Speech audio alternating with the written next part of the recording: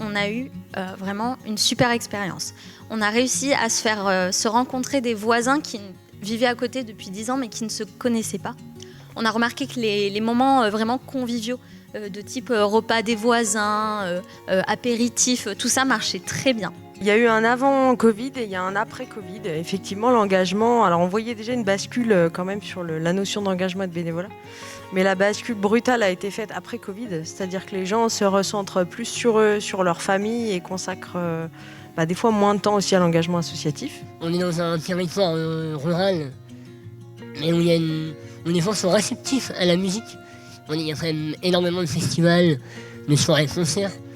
Donc ça nous a vachement aidé. Il y a aussi le lien inter-asso, en direct. Pas d'intermédiaire, directement. Coopération Directe.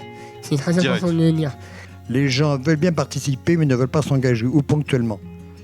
Un autre élément aussi, mais ça c'est quelque chose qui est un petit peu en référence à ce qui s'est passé hier soir, c'est qu'on s'est aperçu que les gens ne croient plus en la parole publique. C'est parce qu'on a réussi justement à valider ensemble cet objectif commun partagé qu'à partir de là, tout a fonctionné. Nous, on pourrait avoir toutes les idées du monde et les citoyens pourraient avoir toutes les idées du monde. Si en face, il y a un élu, un maire qui bloque le projet, ça ne se fera pas. Voilà. Et inversement, si le maire a une envie mais qu'il n'y a pas de citoyen, ça ne marchera pas non plus. Et là, je crois qu'il y a effectivement ce ressort affectif et émotionnel de l'engagement qui est quand même aujourd'hui très fort. Et ce besoin aussi de sociabilité, d'échanges affectifs, de retrouver des communautés qui peut mobiliser. Encore une fois, ça peut mobiliser ponctuellement.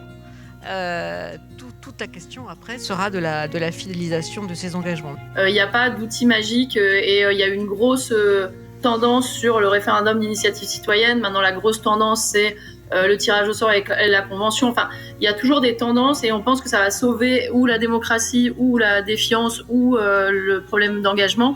En fait, les racines sont probablement plus profondes et impliquent de reconsidérer le rapport probablement au travail, l'investissement sur l'éducation populaire et l'éducation tout au long de la vie, l'investissement sur la lutte contre les discriminations pour renforcer le sentiment de légitimité de tout un chacun à s'inscrire dans une société qui, du coup, deviendrait beaucoup plus accueillante de chaque individualité. On essaie de trouver des méthodes qui, je crois, essaient de rassembler le plus possible d'acteurs, de citoyens, etc., etc.